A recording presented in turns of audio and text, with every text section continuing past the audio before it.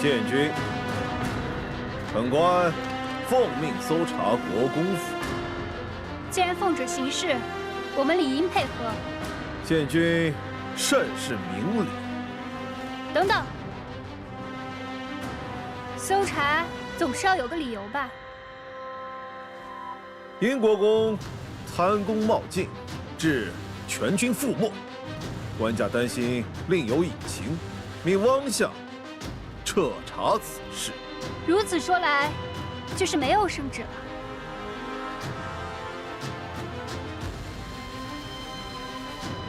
不搜，如何查？所有人等，无令不得外出，所有物件不得转移，给我搜！我那官家亲封的县君，谁敢动我一下试试？即便你是县君，当皇城司办，皇城司也有权将你立即抓捕。你敢？给我拿下！住手！梁副指挥使好大的官威啊！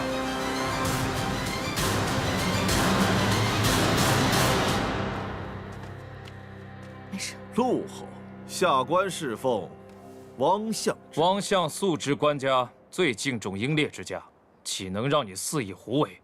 若是因此有损官家盛名，你可担得起啊？不劳侯爷挂心，陆侯正值休沐，不如好好放松。皇城司事务，自有下官代劳。哼，本官虽在休沐，但依旧是皇城司统领。若是皇城司有任何差错，本官岂能置身事外啊？我会即刻进宫，看看官家是何旨意。回吧。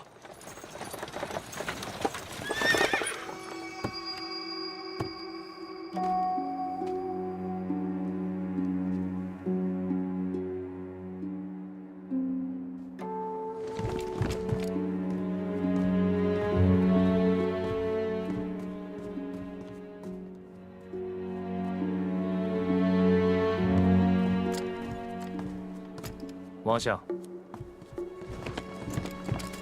官家方才还与老夫念叨陆侯，陆侯这就要进宫，可见陆侯与官家是心有灵犀呀。殷国公战败投敌，本官奉官家口谕，彻查此事。胡言乱语！我父亲绝不会投敌的。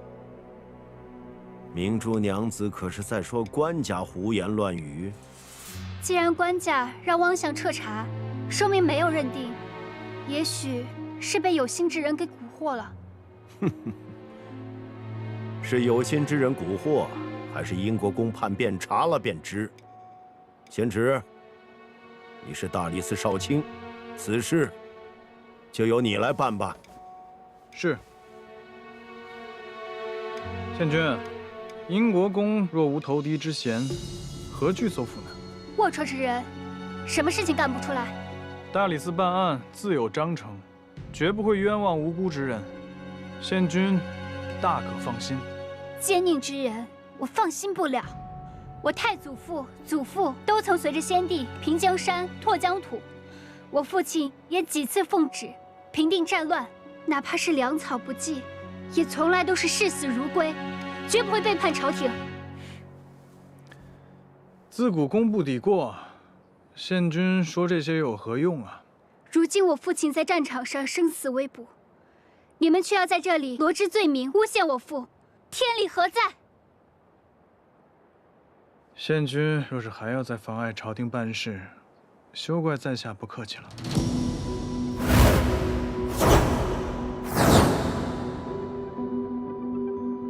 让开！今日若想进我国公府大门，便踩着我的尸体过去。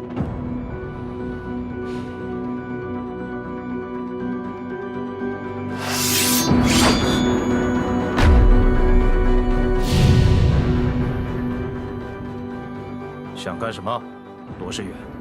殷国公涉嫌通敌谋逆，这样的事情，侯爷也要掺和一脚，这可不像你啊！把剑放下！怎么等了半日，还没消息传出来？看来不会有人愿意帮我们魏家了。也罢，我魏家的事，魏家自己解决。恢复。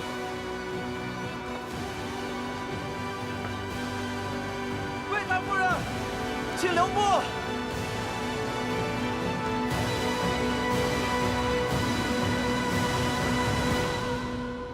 宪君，念在我与你往日同府的份上，现在让开，我不伤你。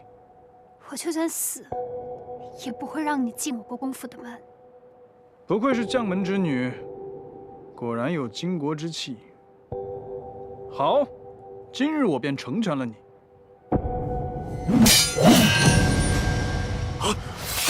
罗思远，罗慎远，你要干什么？这场戏该结束了。你胆敢挟持老夫？恩师之仇，不共戴天。梁父这回事，不要顾及老夫，反抗者格杀勿论。是。圣旨到。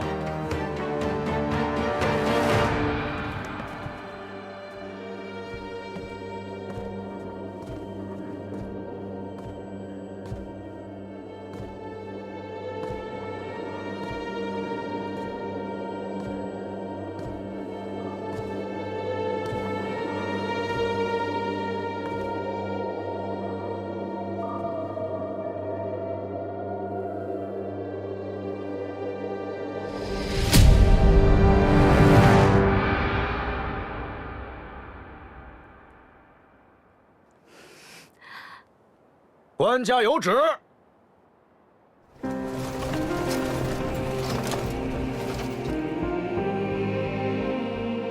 王远罔顾国法，操纵走私，私通外敌，残害忠良，结党营私，着皇城司即刻捉拿汪远及其党羽，不得有误。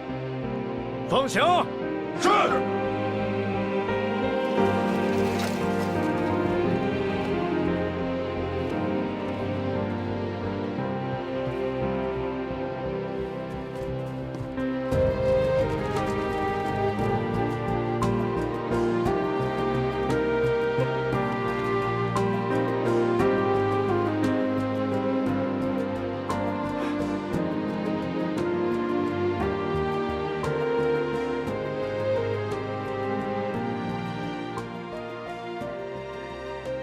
与你交易走私的对接人，还有你的交易凭证，都在我的手上。汪远，你可以束手就擒了。你早就和杨凌商量好了，故意在汪远和陆家学面前演这出戏，好让你取戏投靠汪远。唯有此法，才有机会拿到汪远的罪证，为杨师兄洗清冤屈。不行不行，太危险了！杨凌已经入了大牢，我不能让你也……先生，学生并非莽撞之人，还请先生助学生一臂之力。父亲让我转告你，让你在上香的时候动手。我向你保证，绝不会用伤害你们的方式去取信汪远。告诉你这件事情，是想让你们日后多加小心。我和父亲相信你，可以做好谋划，只要你能扳倒汪远，替他们报仇，我们愿意这么做。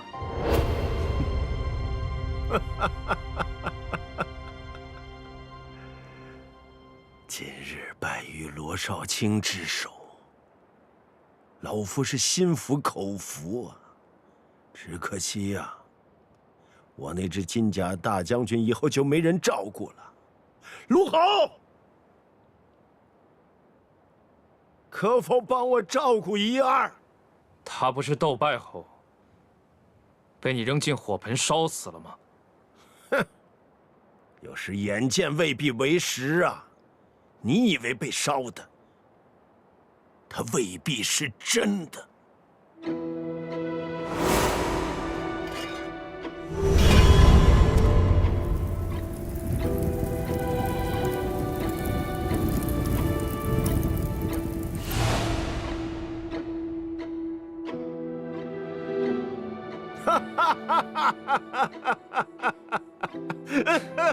陆侯，还愣着干什么？奉旨拿人呢？啊，梁副指挥使，抓人。要走。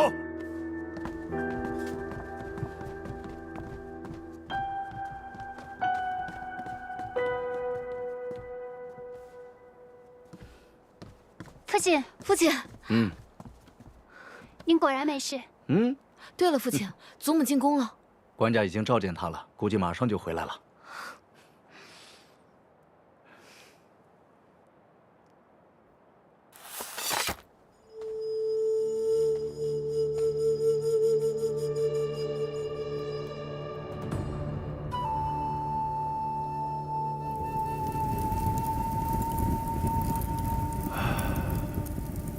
你从八王之案开始，向老夫假意示好，为的就是今天吧？茶税连年下降，战马频出问题，官家早就起义，只不过是趁此机会一并发作。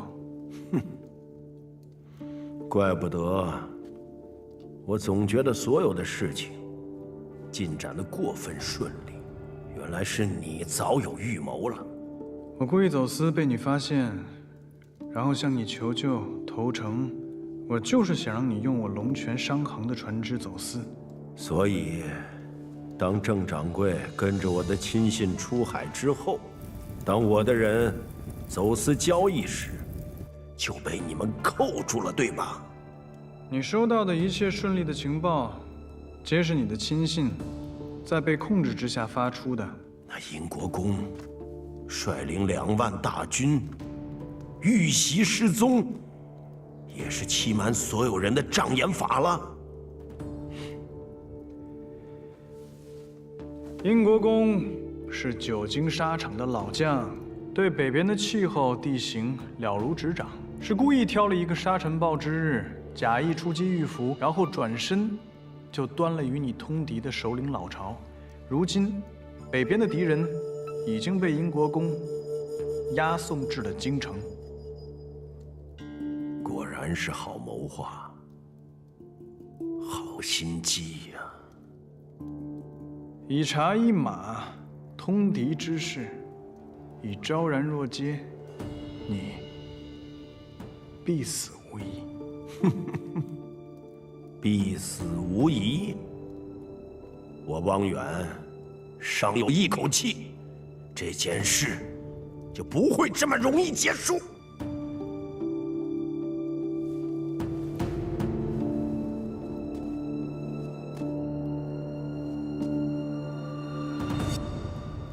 你觉得我会给你这样的机会吗？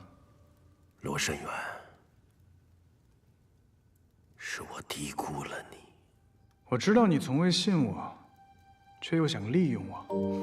你今日之败，就是败在了你心中只有私利，便以为全天下的人皆如你这般为金钱、为权势，可以毫无底线、不择手段。哼！你看看你现在这个样子，啊，跟你那个老师，还有那个陈道言可真像啊！满口的追寻正义，为家国苍生迂腐至极。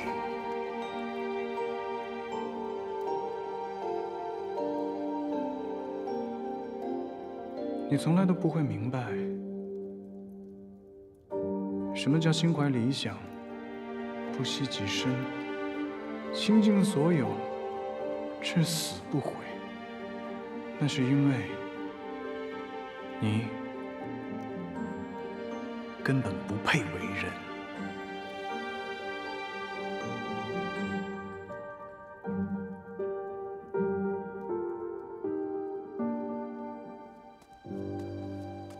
父亲，您是说是因为三哥给了您线索，对，所以您去端了那些人的老巢？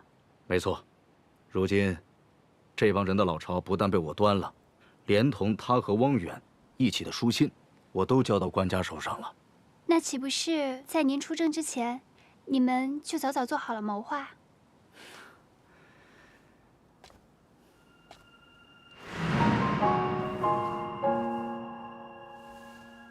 这次误伤伊宁，晚辈十分悔恨。若您还不解气，大可再捅我一剑，我绝不会躲。如果捅你一剑，怡宁的伤能够好一点的话，我倒真想捅你一剑。待事成，我向怡宁磕头认错。好了，事已至此，说这些都没有用。这就是你找到的证据？是，这是当年汪远以茶一马，故意换了劣等的马，然后将多余的茶叶收入囊中，拿去海上走私的账目。为什么之前不拿出来？之前一半在玲珑手上，一半在宋一山手上，刚刚才找全。无耻之徒！就是因为有这样的无耻之徒，折损了我多少英勇将士！此人不除，祸患无穷，还望国公爷出手相助。怎么助？我怀疑汪远不但走私，更可能通敌。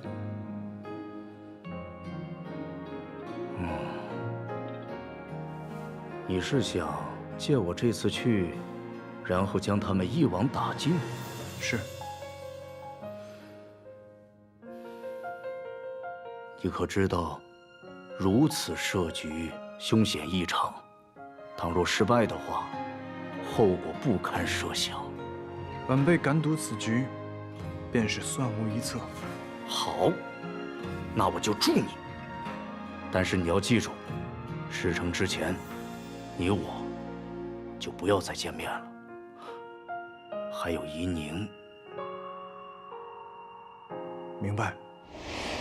由于此局太过凶险，我怕你担心，并非有意瞒着你啊。女儿知道了。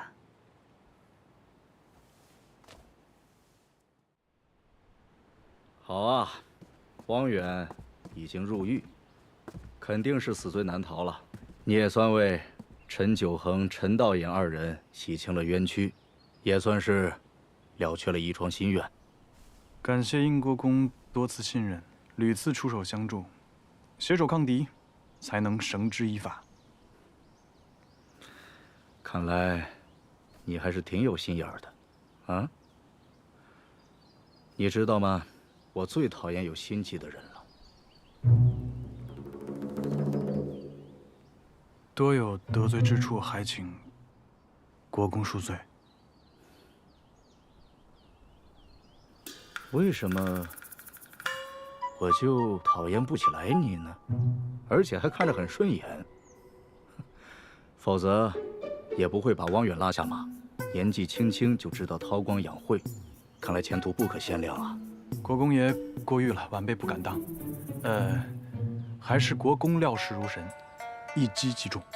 还在跟我玩心眼儿？啊，说吧，你是来专程恭维我的，还是来找我女儿的？去吧。是。哎，晚上太夫人想让你留下来用膳，正好咱们可以……晚辈却之不恭。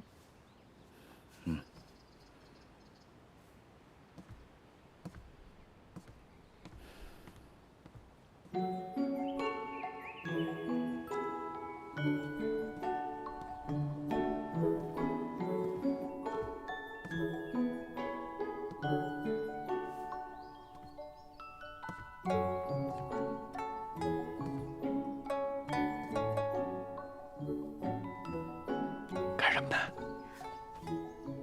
你这个人走路怎么没有声音呢？快过来瞧瞧，这是我画的你。我想把这幅画贴在你床头，让你日日看着，以后就不会再犯蠢了。伤好了吗？这都过了多久了，你才问？早都好了。是我错了。父亲都告诉我了，你和他之间的计谋。若是汪远不伤害我和父亲，你是不是准备一直瞒着我？确实是不想让你牵连其中。我和国公爷也确实是冒了一次险，所以后面的事情都没有跟你说。父亲可还跟我说了，你打算磕头向我认错？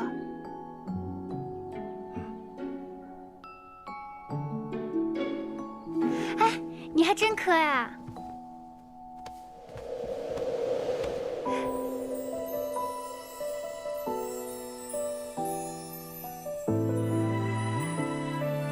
只要你能不生气，让我做什么都可以。你这个人还想让我消气？你看看你刚刚那个样子，我刚想扶你，你就骗我。疼吗？姑娘，三公子，正厅已备下菜，请二位去用膳了。走，快去吃饭了。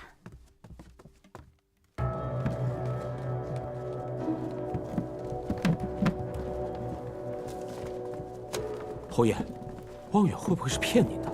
难道他真的就留在这个地方了吗？接着找。是。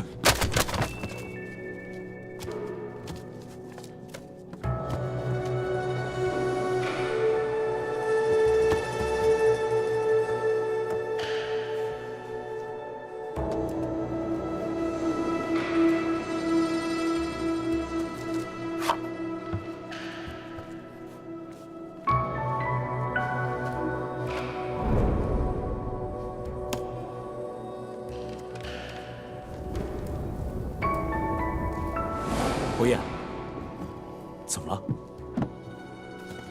汪远，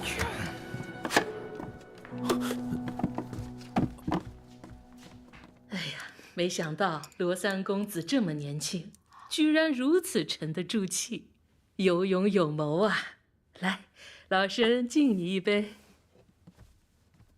老夫人过誉了，晚辈不敢当，都是国公爷出手相助，才能成此大事。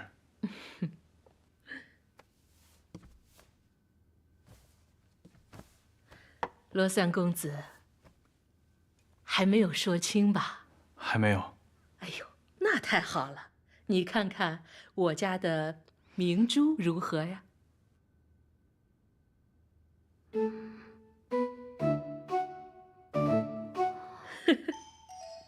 祖母，你不会是烦了我，想早些把我嫁出去，这才乱点的鸳鸯谱吧？哎呦呦呦呦，胡说！祖母是看着你们俩般配。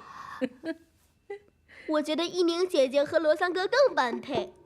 那是因为依宁姐姐和你罗三哥哥是从小一起长大的兄妹，所以呀，看着感情就会更亲一些呀。但他们毕竟不是亲兄妹呀。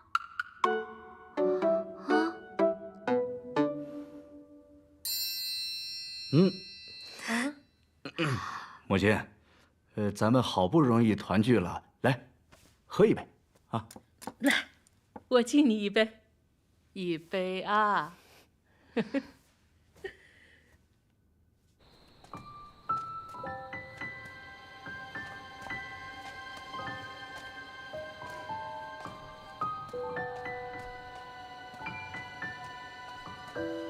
回去我就跟他们说，择日上门提亲。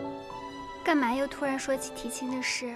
我之前答应过你啊，等事儿了了，就上门提亲。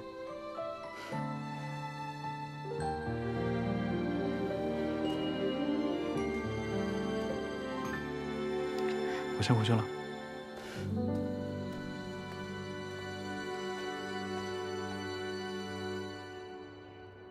我们慎远呀，就是聪明，有胆有谋，胆略奸人。对，官人说的对，胆略奸人。我这一高兴给忘了。对了，母亲，慎远，他也不容易，您就……慎远呢，他是担心我这身体受不住，所以提前把这件事情跟我说了。母亲，您之前就知道了，那您对慎远动用家法是做给外人看的。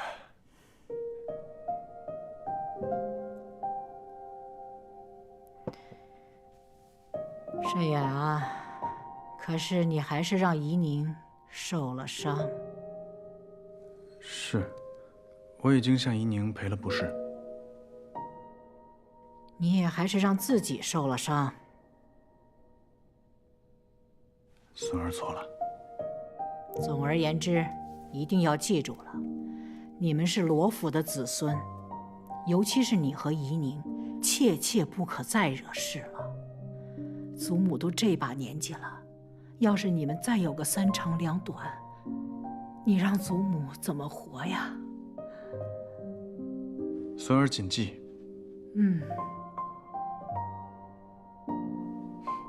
三位少，上次我见你吩咐人办事的时候，我就看出来你身份肯定不凡，没想到你真是六合酒肆的老板啊！那我们以后吃饭是不是可以不给钱啊？当然没问题。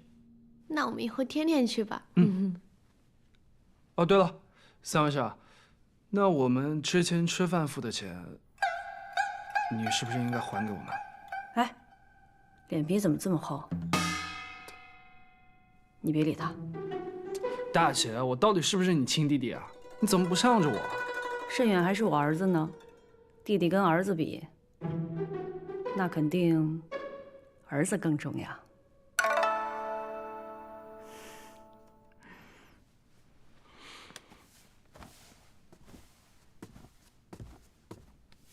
祖母、父亲、母亲，慎远有一事相求。什么事啊？这么正式。儿子想要一亲。好啊，看上哪家姑娘了？怡宁。哪个怡宁？于我而言，这世间只有一个怡宁。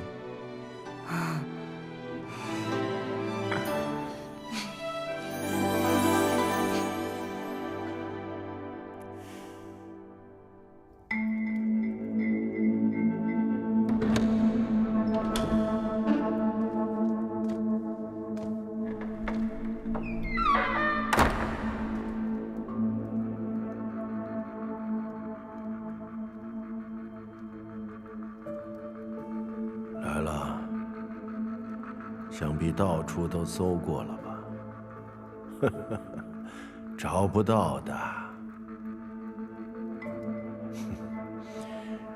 你以为杀了陈龙、陈阳和那条船上所有的人，就毁了所有的证据？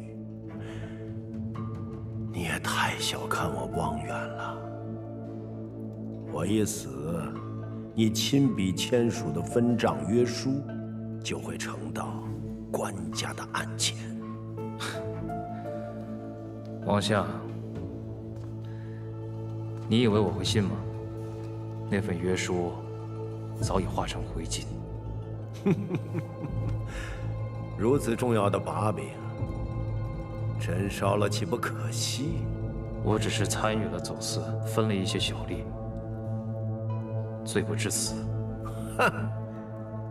你以为这事儿你能说得清吗？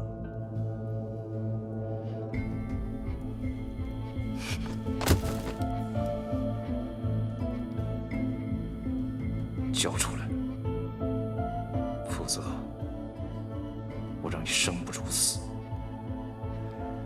陆侯想与老夫同葬，啊，尽管动手。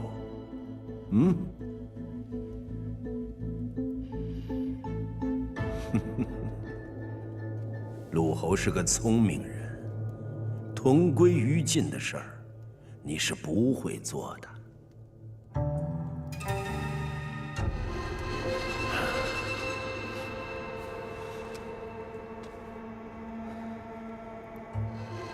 你到底要如何？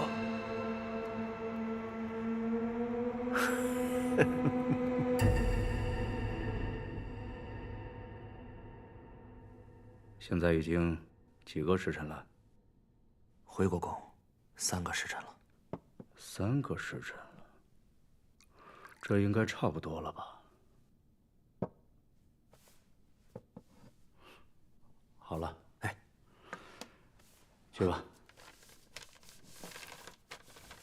属下告退。哎呀，陆侯，抱歉啊，抱歉，久等了，有些边关的军务要处理。边关军务定是要紧，无妨无妨。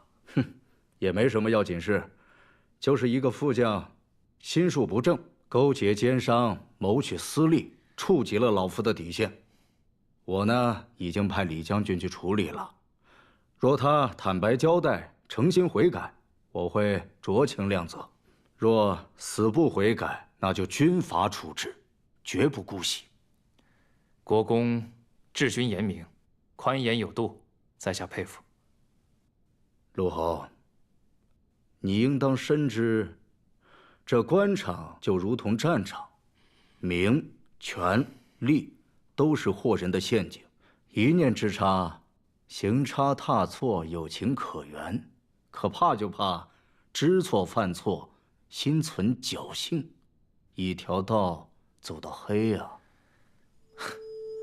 国公言之有理啊，但是，若是有光明之路可以选择，谁又愿意一条道走到黑呢？好吧，陆侯，我感谢你为我家做的事情，但是道不同，不相为谋。我们今后还是少联系，愿你好自为之吧。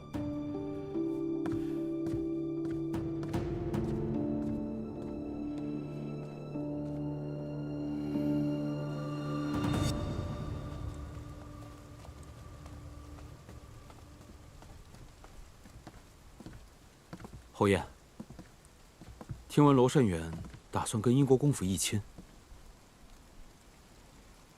我不会给他这个机会的。可英国公对您的态度，您不如就此放手吧。我陆家学此生，再也不会放开他。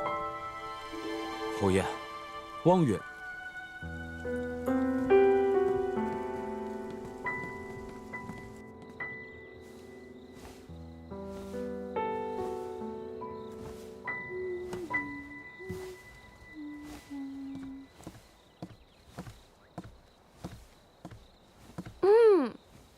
三嫂，你别乱叫，六姐姐。哎，这不是听说三哥要去英国公府提亲了？那你以后，那不就是我三嫂了吗？那你之后还要嫁给六舅舅呢，那我岂不是得叫你六舅母啊？好像是这么个道理。那要不你先叫一声我听听。切，就是跟六舅舅在一起被带坏了。嘿，哎，六姐姐，这之后你要嫁去临安，我们是不是就不能像以前那样经常在一起玩了？不会，林家在京城给他置办了院子，等我们成亲完了就回来了。而且燕荣阁还得继续经营呢，到时候咱们还能像以前一样，每天一起出去玩，一起吃东西。还是六舅舅想得周到，看到你们能够有情人终成眷属，真为你们高兴。那是，我罗一秀选夫婿的眼光还是不错的。不过，我以前以为你们只是兄妹情，突然要成亲，其实大家还是有一点惊讶的。六姐姐啊，你说这以前是兄妹，这兄妹变成夫妻之后，我该做些什么？一笑，你怎么才来啊？刚出炉的桂花酥，我排了好久才买到的。你尝尝。不要。你尝尝。不要。可香了，快。好吧。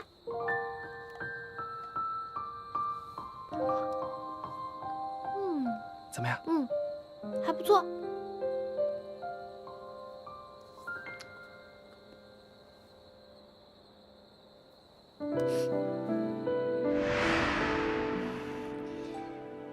你笑什么？你突然问这个干嘛？哦，我知道了，你是不是想向我讨教怎么跟夫婿相处啊？这个嘛，就是你们有没有？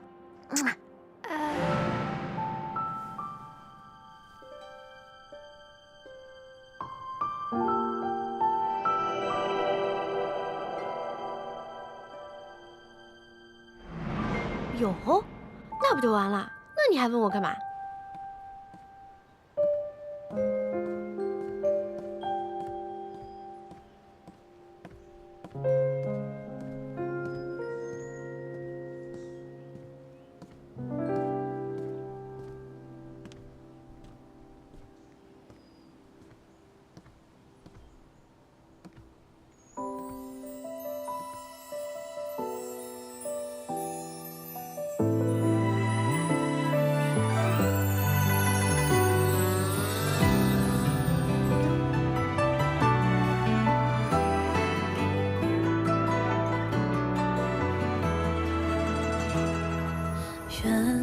见一回，终难料彼此相会。应说成双对，应谁心扉？背影聚尽灰，过往年中无需追。君知梦，我只愿相依偎。一守护跟随，身与心，心却难违。念这般滋味，刚才干什么呢？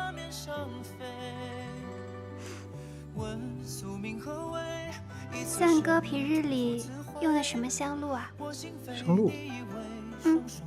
不用香露啊。以前没发现，三哥身上的味道还挺特别的。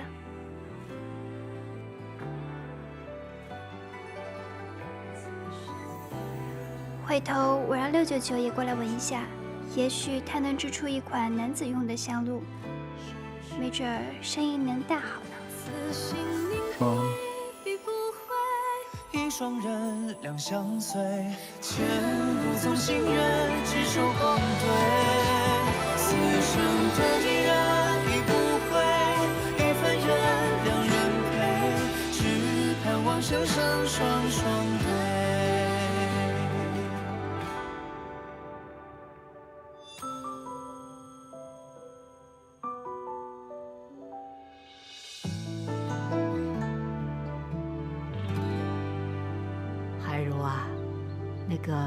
你们林家接亲的人都安顿好了吗？千万可不能怠慢呐！母亲您放心，我都安顿好了。还有，你说宜秀的婚事你忙前忙后的，太操心了，我真的要谢谢你。您怎么还跟我客气啊？出嫁父母不在身边，宜秀心里肯定不好受。我跟二爷呢都商量好了，六姑娘的嫁妆只能比旁人多，不能少。而且我们娘家的聘礼也都是按照最高规格来的。茂哥说了，要给足六姑娘颜面，不能让别人轻看了她。是。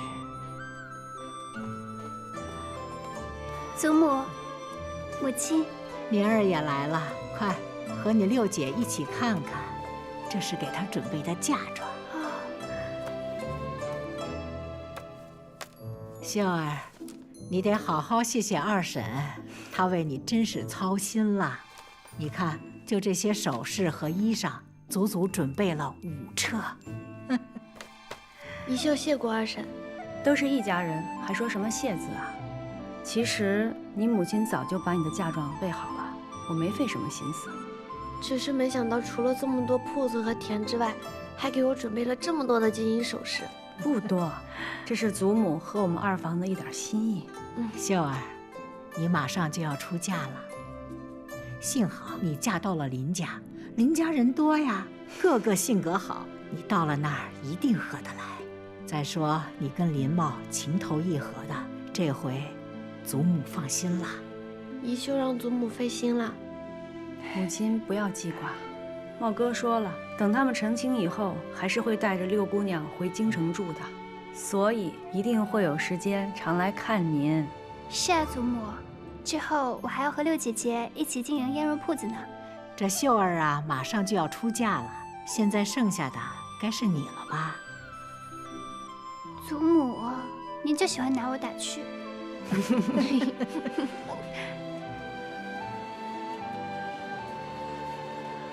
来，看。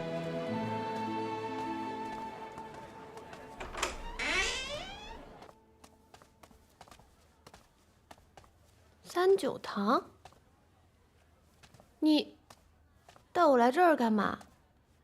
这是三外甥开的药阁。如今我也是东家之一了，当然得带你来看看你夫君的店了。什么你夫君啊？我们还没成亲呢。这不是迟早的事了吗？不过你是什么时候变成三九堂东家的呀？三外甥看中了我制药的本事，就让我也成了三九堂的东家。所以你今天带我来是显摆？当然不是了。你不是说你近日有些头疼吗？我担心你染了风寒，就让人备了一些药。哦。今日呢，是来取药的。谢谢你啊。不过也没什么事儿，就只是没怎么睡好而已。没睡好？嗯。宜秀，我知道你越到结亲的日子越是难受，别的姑娘出嫁都是父母亲自送，只有你的至亲不在。不过你放心，结亲之后我肯定会加倍对你好的，把你这些遗憾通通都补回来。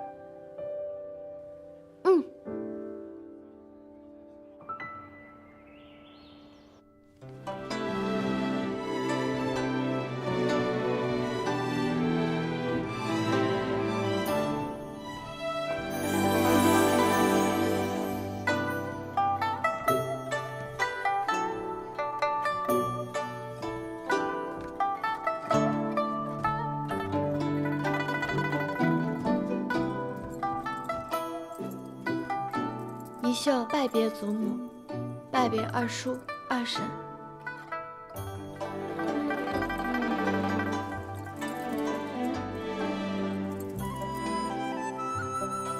宜秀啊，嫁过去以后，一定要夫妻和睦，互敬互爱。谨遵祖母之言。宜秀，林茂要是欺负你，你就告诉二婶，二婶帮你教训他。谢谢二婶。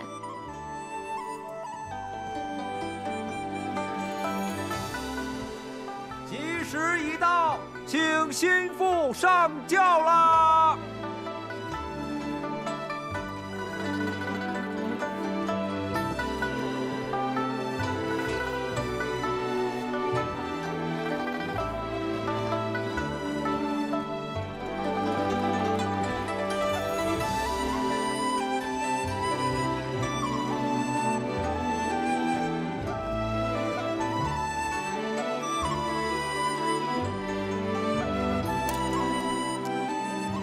新妇离家，一团和气，永保安宁。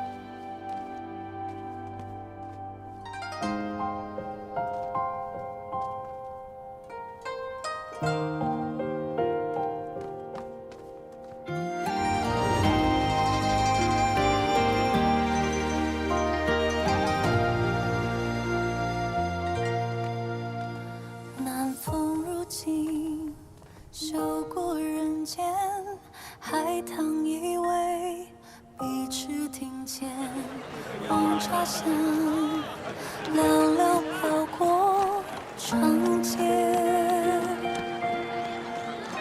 心若有希，鞭子轻添，家门如钢，这，坐。你神神秘秘的，这是要带我看什么？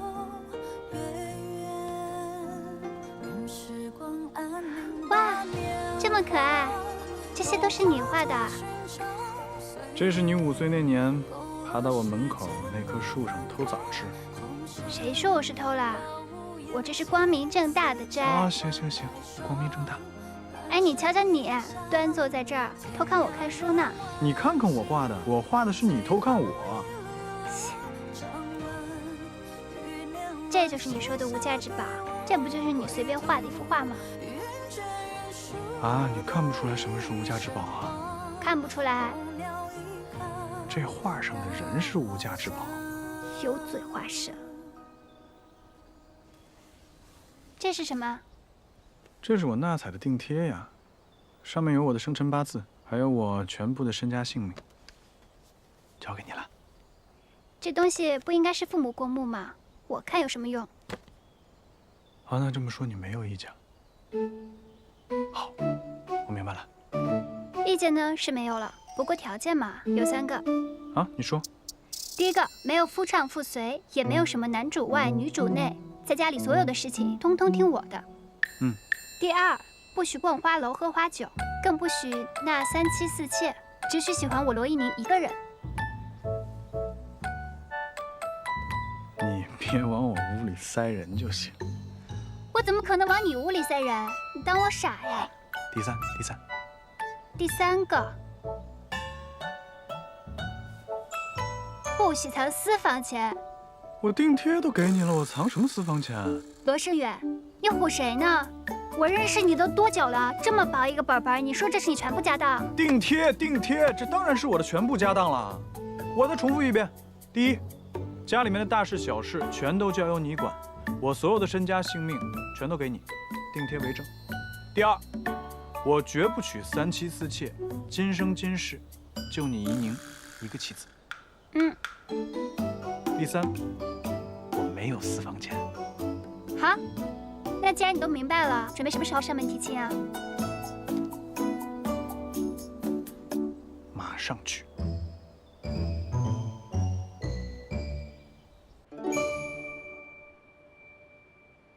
国公，沈远，我正要去找你呢。这汪远可招供了？只招了些虾兵蟹将。这老贼还在做垂死挣扎。他这是心存侥幸，还指望着陆家学能救他呢。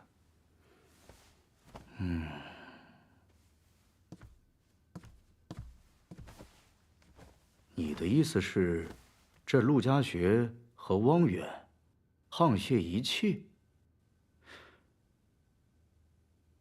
不太可能。陆家学是带兵打仗之人，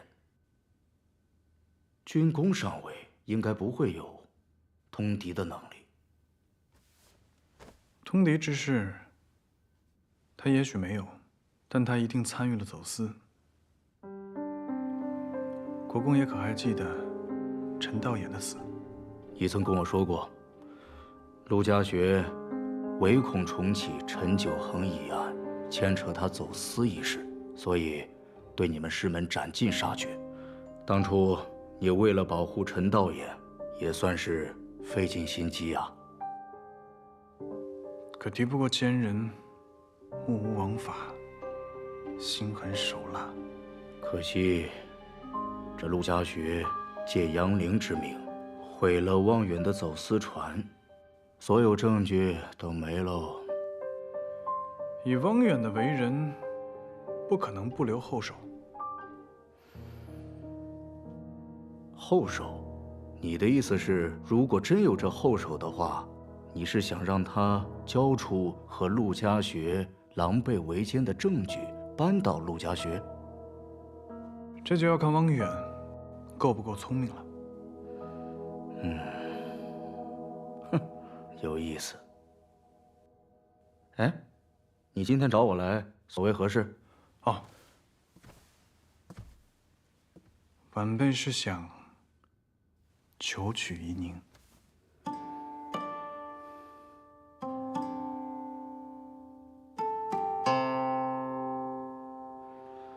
我现在的心思全在汪远这件案子上，此案不结，其他的事情我无心考虑。国公爷说的是。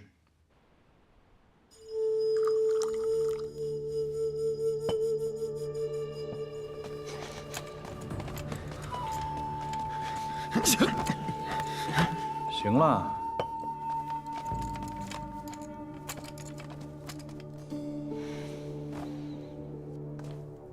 你把我提来，不是为了让我看你饮茶吧？从前你只手遮天，京城的大事小事，都逃不过你的耳目。你我深知彼此，有话不妨直问。罪证俱全，定你的罪，也就是一句话的事情，有什么可问的？那你到此来干什么？唉，拖延这些时日，就是想等着陆家学把你给救出去。时至今日，又如何呢？坐以待毙，不如主动出击。这一点你应该比我清楚。我听不懂你在说什么。听不懂也罢，我把你交给官家，同样是大功一件。只不过到时候就是你为鱼肉，我为刀俎，没有任何回旋的余地。你到底想要什么？党羽名单。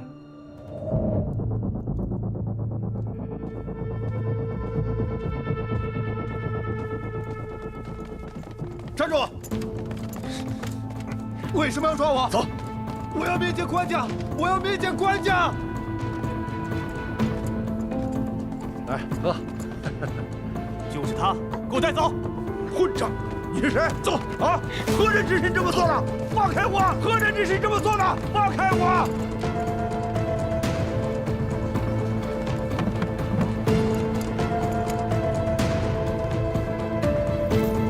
就是他，带走！你是何人？放开我！放开我！谁给你的胆子？放开我！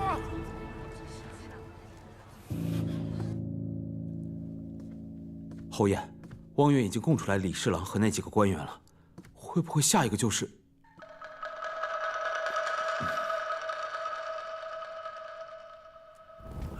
放开我！放开我！你们凭什么抓我呀？老实！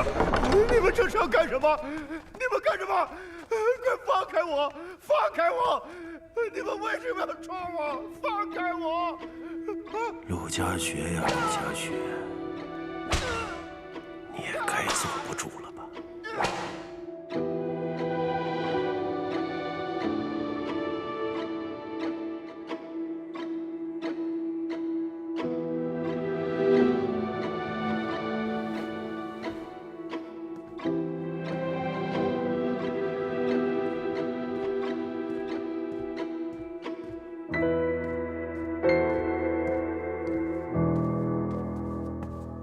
公子，陆家学果然进宫了。他被我们逼到了绝境，此时进宫就是想断臂求生。您是说他去官家面前检举汪远，以求自保？那官家会相信他吗？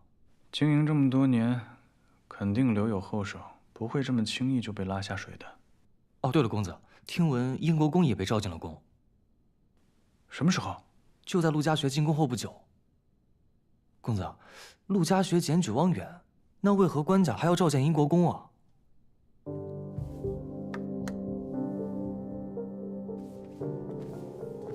陆家学进宫，不是求生，是想求取夷宁。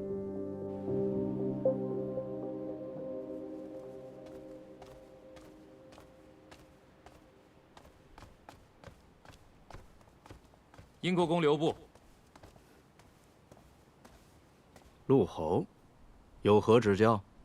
哦，对了，忘了恭喜陆侯了，检举汪远，立下奇功一件。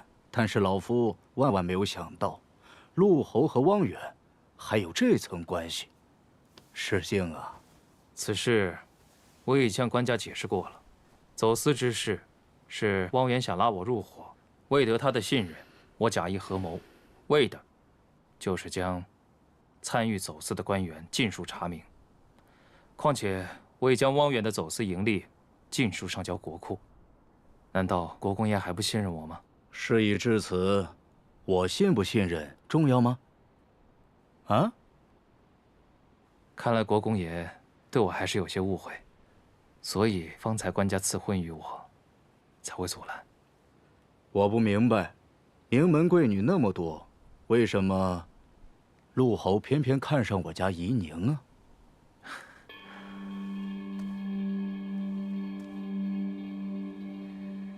因为我真心喜欢夷宁，我想娶她，真心对她好。可惜啊，我家夷宁和罗少卿早有婚约，难成陆侯的美意了。你可知欺君之罪可是灭九族啊？国公爷，婚约之事，你我心知肚明。你若不信，可以去打听打听，他们的婚事就定在下个月。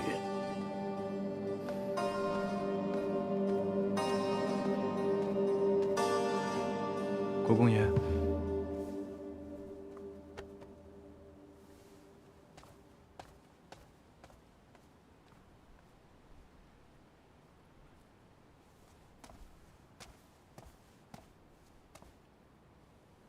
你什么时候跟夷宁有婚约了？他当初寄养在罗府，我祖母就把这门亲事给定下了。当时还小，不便提及此事，如今长大了，自然就可以说了。那番话原来是你教英国公说的呀！你竟为了一己之私，让英国公冒欺君之罪的风险。若夷宁知道你是这样的人，还会降你吗？这个话从何说起啊？蒙骗官家的罪名，在下和英国公可是担不起。若无事，先告辞了。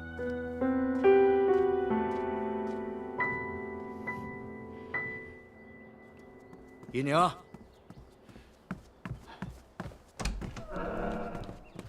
父亲，官家一早召您入宫，可是有什么急事？官家赐婚于你了。赐婚？官家为何要赐婚于我？把我赐给谁了？里面说。姨娘，有一句话我一直想问你，但从来没有问过，你要对我说实话。你跟这陆家学没有什么交集，他为什么总是在纠缠你呀？我和他其实是在别院的时候就认识，那时候我以为是两情相悦，其实是错付了。那你还喜欢他吗？不喜欢。真的？真的。那我就放心了。是这样，今天这陆家学以检举有功为名，想让官家赐婚求娶你。我呢，在朝中还是有几分薄面的，官家就询问我的意思，我就对官家说，我说什么呀？我说，你和罗慎远早就有了婚约了。父亲，太好了。可是，那岂不是欺君？是啊，但当时情况太紧急了。我知道你不喜欢这陆家学，我不能看着你往火坑里跳啊。那官家可相信了？信了，还好我急中生智。我跟官家说，你寄养在罗家的时候，罗老太太在你们小的时候就定下了娃娃亲，因为你们还小，所以没有什么人知道。可是，便宜罗慎远那小子了，我还想再考验他几天呢。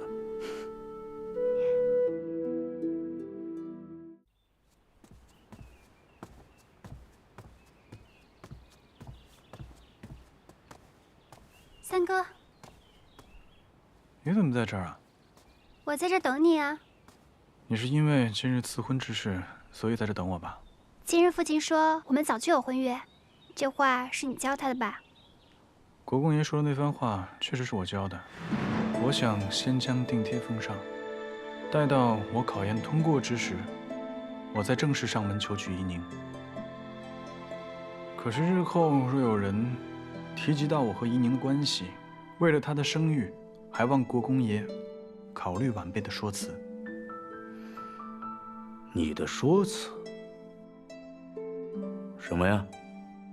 夷宁当初寄养在罗府的时候，我祖母便许下了我和他的婚事，但他年纪尚小，所以一直未提及此事。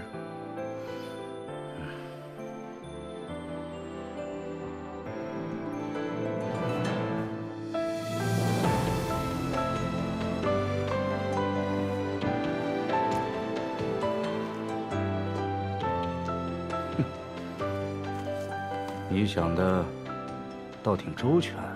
和夷宁有关的事情，想多一些还是好的。但是我可不是为了让他欺骗官家，而是为了让你日后免遭人非议。那你可曾想过，若是官家给我父亲一个欺君之罪，该如何？祖母那边我都禀告过了，家里面也都交代好了，不会有人透露的。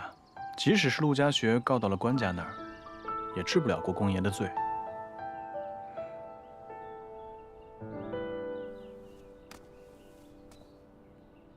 这下放心了吧？嗯。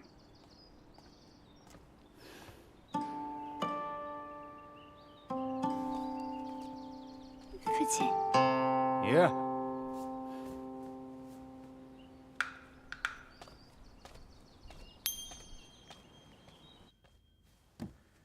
申远啊，有一件事情我一直想不明白。你说这陆家学检举汪远一事，他漏洞百出，为什么官家就能被他所骗呢？我想官家也并未全然相信陆家学，只不过汪远一事牵涉官员甚广，整个朝野动荡，陆家学此时检举汪远，并将所得上交国库，于官家而言，也算是解了燃眉之急。我也是这么想的，所以他摸清了官家的想法，才敢贸然走这步棋呀。他应该是无棋可走了。这一步虽说是暂时保全住了自己，可是也加深了官家对他的怀疑。罗申远，你要感谢这个案子，要不是因为这个案子，你能那么快娶到怡宁？哼，别说1个月，1年都难呐。国公爷所言极是，申远今后定会多替怡宁考虑。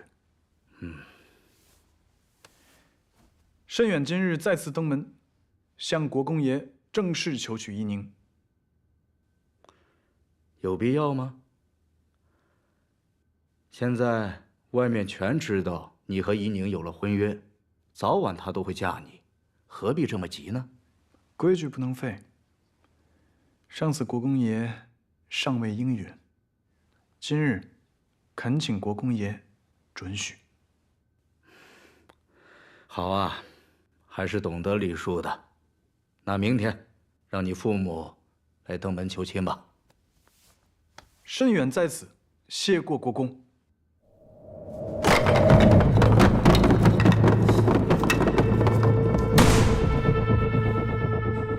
我费尽心机，到头来竟为他做了嫁衣。此事已成定局了，咱们还是放下吧。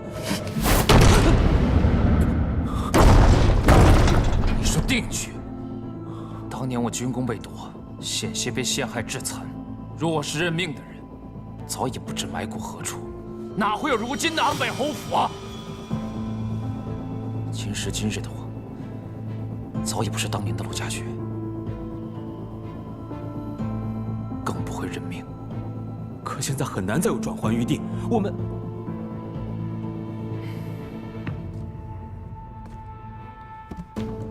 难，不代表不可能。我所做的每一件事情，得到的每一样东西，何曾容易过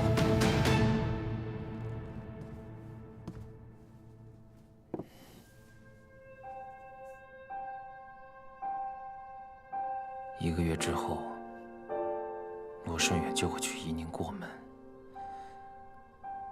我绝不能让他称心如意。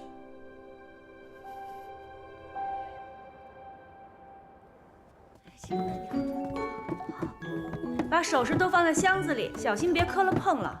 你们都警醒一点，不能出一点差错，知道吗？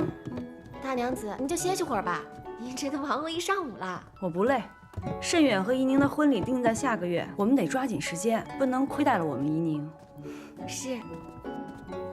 哎呦，母亲，老夫人，免礼，忙着吧。您看看，哎呀，海茹啊，你这是要把家底儿都搬出来啊？申远娶了怡宁，怡宁又叫了我那么多年母亲，我这几日高兴的都睡不着觉。我们可得给怡宁多准备点聘礼。是啊，老夫人知道怡宁姑娘要回来，也是欢喜的不得了。自从姑娘去了国公府啊，老夫人也是日思夜想的。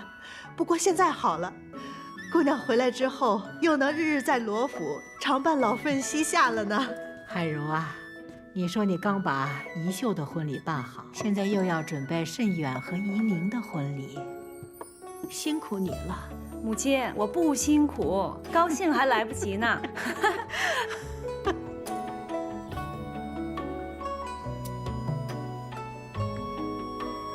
就这些，没了。这是比照着徐国公府嫡女的嫁单备下的，光是衣服和首饰就5车。我问你，徐国公府他家有几个嫡女啊？啊，7个。怡宁可是我英国公府唯一的嫡女。我告诉你啊，按照这个嫁妆，再给我添1倍。还有，东郊那几处庄子一并给他。论常理，要等罗家的聘礼送上门，按照聘礼账单筹备嫁妆，是不是再等等？什么常理？我魏家不讲究这些俗礼，不管他聘礼有多少，嫁妆就这么多，就这么定了。啊，听国公爷的，嫁妆多准备一点，老夫人也没什么。是。还愣着干什么？快去啊！哦，是。哦，对了，我那儿还有2套翡翠黄金头面，都是宫里赏的，给咱们怡宁添上。那我替怡宁谢谢您了。我那边也给怡宁姐姐准备了些，回头都一并添进去。明珠，这次黄承思以刀剑相威胁，你和怡宁姐妹齐心，护住了我们的宅院。你放心，等你出嫁的时候，这嫁妆只多不少。多谢父亲，但是呢，我不嫁，我呢要一直陪着祖母。哎呦呦呦呦，好，好。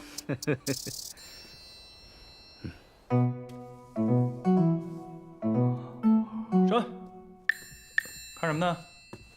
公子，这是英国公给怡宁姑娘的嫁妆，这还只是其中一部分。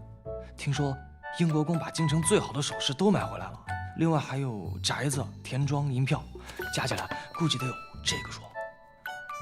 以英国公对怡宁的喜爱，不奇怪。公子，你知不知道，一般来说，聘礼得是嫁妆的双倍啊？知道啊。拿着那头，往后拉。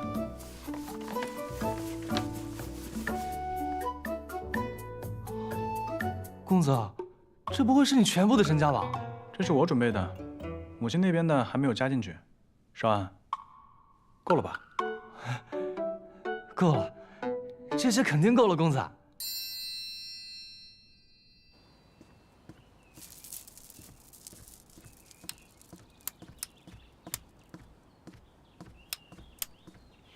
唉，这1年的时间，本钱就已经收回来了，用不了多久都可以开分店了。恭喜姑娘。只是这开分店的事情，肯定要和六姐姐、六舅舅商量一下，也不知道他们什么时候能回来。听说是已经在路上了，一定会在您跟三公子大婚之前赶到的。你当真要嫁给他？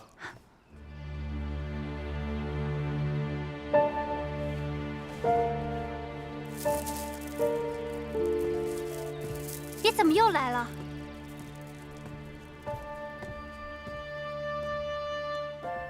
无论你是否承认，我才是你应嫁之人，而如今你要嫁给别人了。我与你并无婚约，何来他人之说？你欢天喜地的准备嫁给他，却不知道被他算计了吧？我只知道陆侯不顾我的意愿，去让官家赐婚。若不是因为我三哥解围，说不定现在我早已掉入万丈深渊，像以前一样。罗慎远知道我要找官家赐婚，他才哄骗你爹，在官家面前胡说八道。难道你就不怕英国公落得个欺君之罪吗？陆侯此次来，是来威胁我的。依宁，你放心，只要是对你不利的事情，我陆家雪绝不会从。既然陆侯别无他事，我继续去算账了。我知道，你是因为莫须有的婚约，才要嫁给罗慎远的，是不是？无论有没有婚约，我都会嫁给他。你不要嫁给他，依宁。我爱你比任何人都爱得早，爱得深，爱得久。你再给我一次机会，我们重新开始，好不好？我会好好对你。陆家雪，你根本不懂如何去爱一个人。当初在别院的时候，就是因为你想要加官进爵，我才会被逼到坠崖。现在如你愿了，你却想要回到以前。你这样做只是为了你自己。你当真是喜欢他？是。你确定不是兄妹之情，是男女之情？我确定，往后余生，我只会爱他一个人。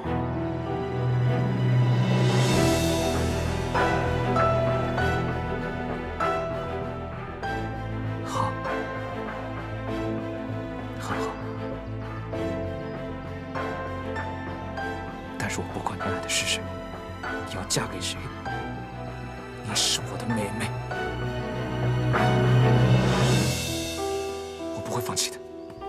任何人跟我作对都不会有好下场。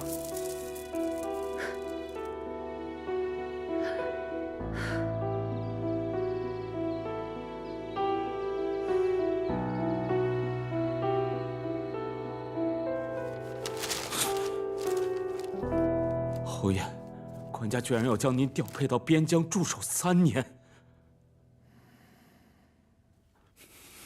猜到了。之前我在官家面前检举汪远，官家表面信任我，实则早就对我起了疑心。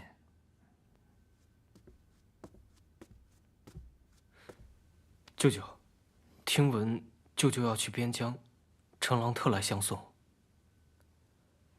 如今我失了皇城司的调配权，又被官家调去边疆，人人都知道我陆家学逝世了，唯恐避之不及。怎么，你还敢来送我？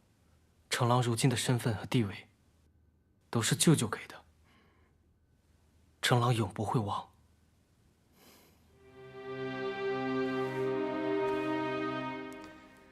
你有这份孝心已经够了。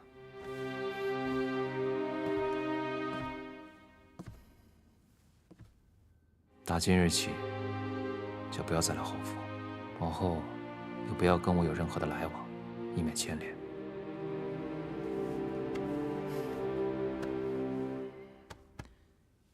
以后你少让家里操心。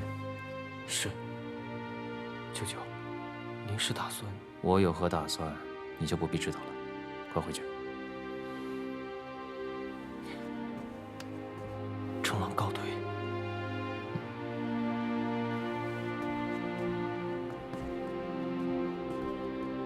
侯爷，官家要求我们3日之内出发，时间上，3日，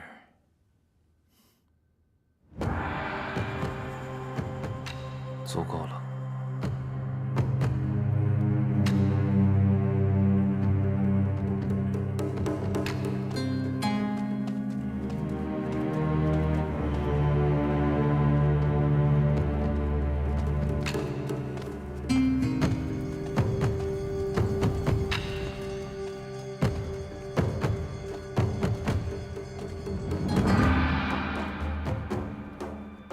王相安好啊，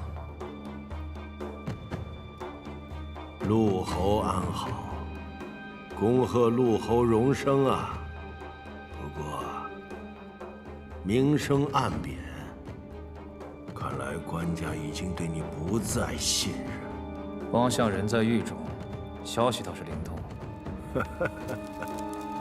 哎呀，老夫虽已落难，但还不至于耳聋眼瞎。陆某这次来，是想做笔交易。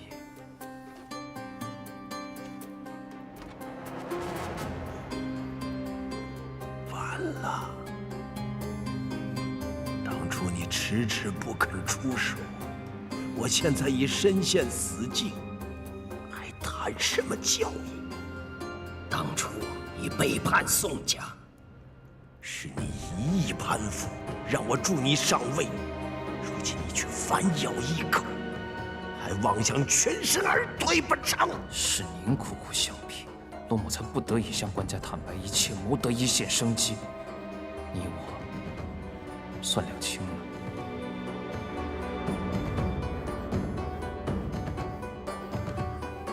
陆家学，你就等着吧。我死之日，就是那份约书大白于天下之时。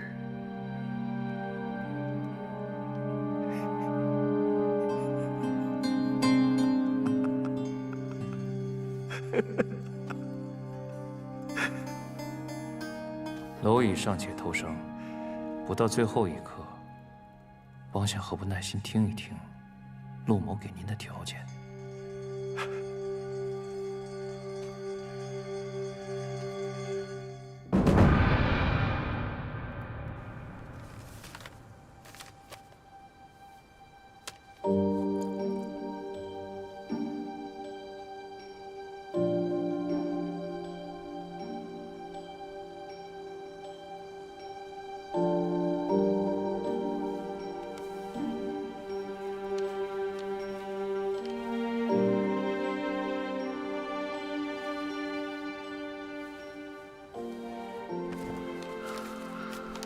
可是，汪远被定罪了，他的党羽们也纷纷的交代。如今铁证如山，当年就是他们嫁祸的您。官家已经为您洗清了冤屈，如今我们终于可以光明正大的来看你们了。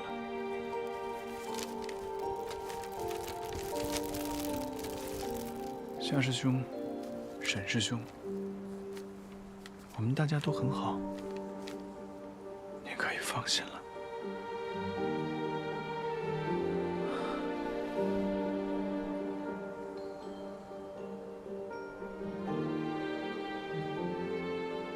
只有大师兄，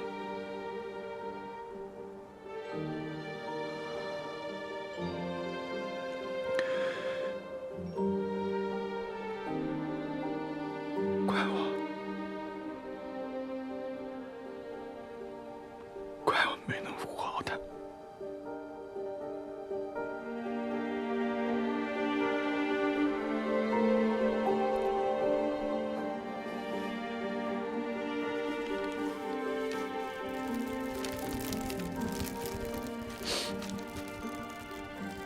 大师兄，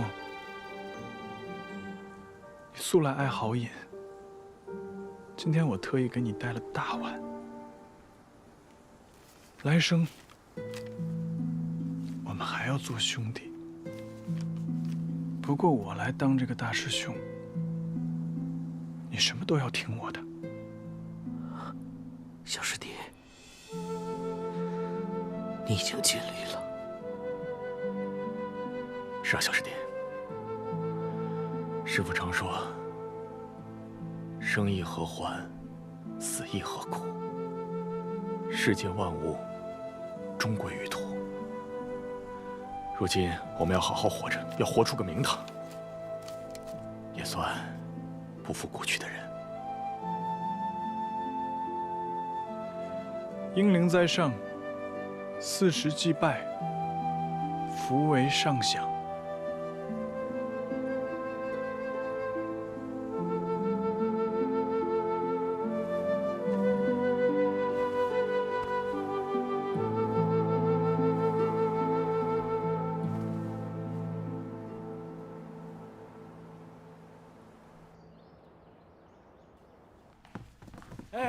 你俩小心点儿。祖母，把这个放这儿。今天是姐姐的大喜日子，放那儿就行了。这府中上下忙起来跟打仗似的。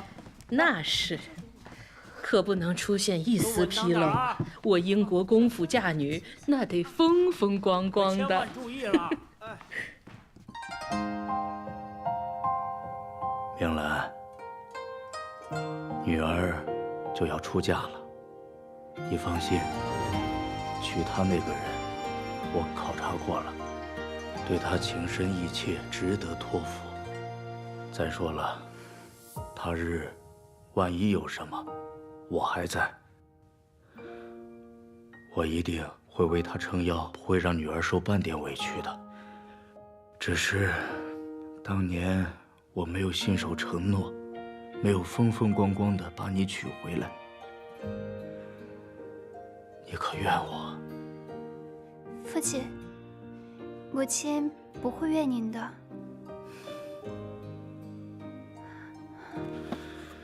这是我从母亲的遗物中看到她留给您的东西。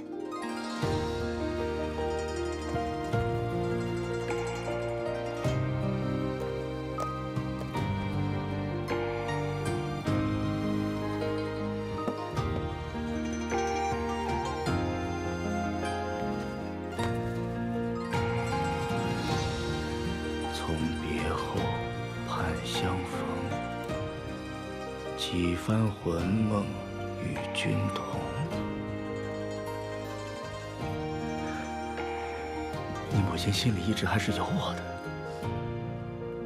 您别再自责了。若是母亲在世，看到您一直这样自责，心里也会不安的。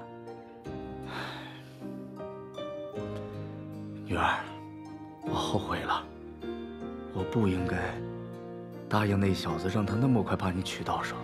要不然我们再把婚期往后延延。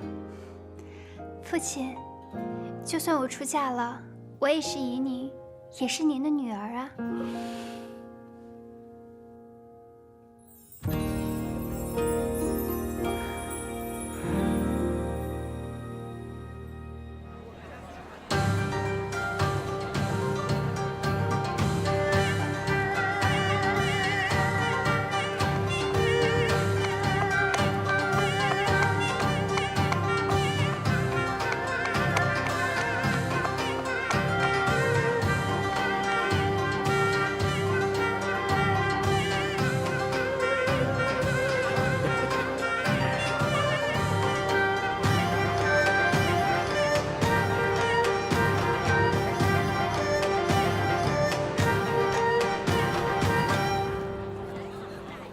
贼来须打，鹤来须看，报到姑嫂，出来相看。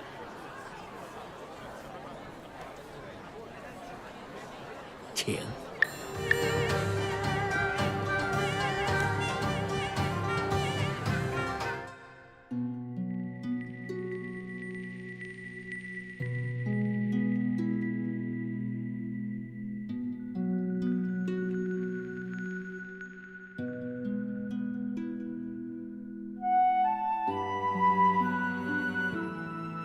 你当真是喜欢他？是。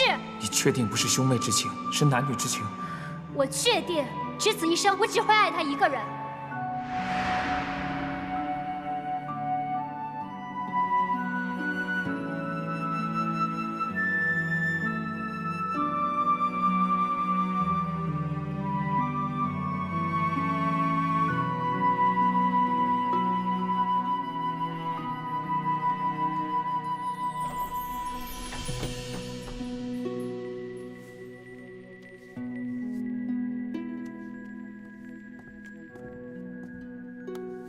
侯爷，一切准备就绪。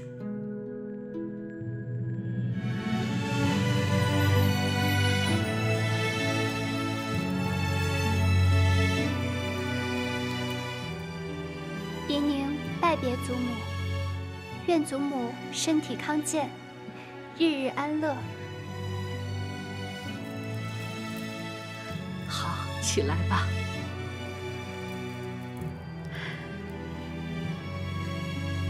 怡宁啊，这个镯子是咱们魏家的传家之物，本来呢，应该是传给你母亲的，现在就传给你了。来，祖母给你戴上，哎。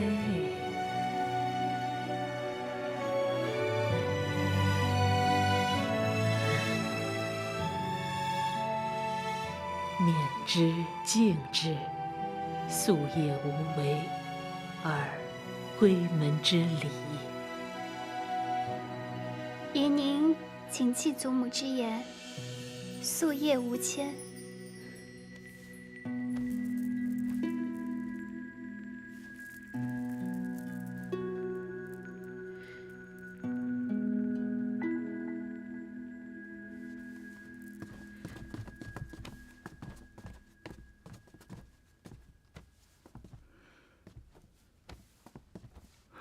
免礼。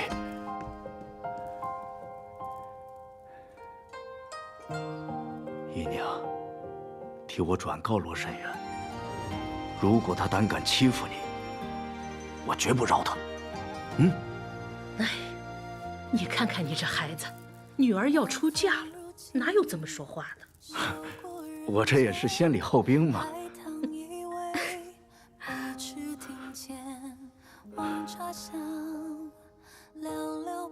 姨娘，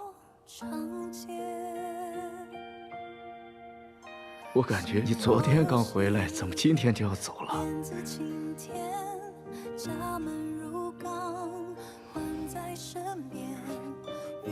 我这心里是……父亲，免了。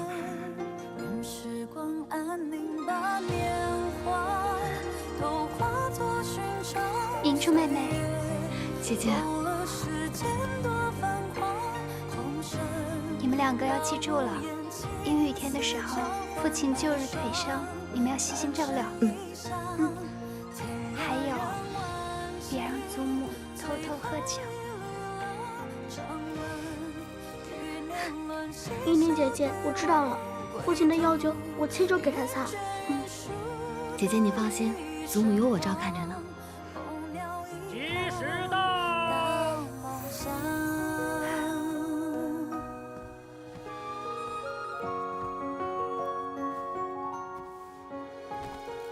父亲，父亲，父亲，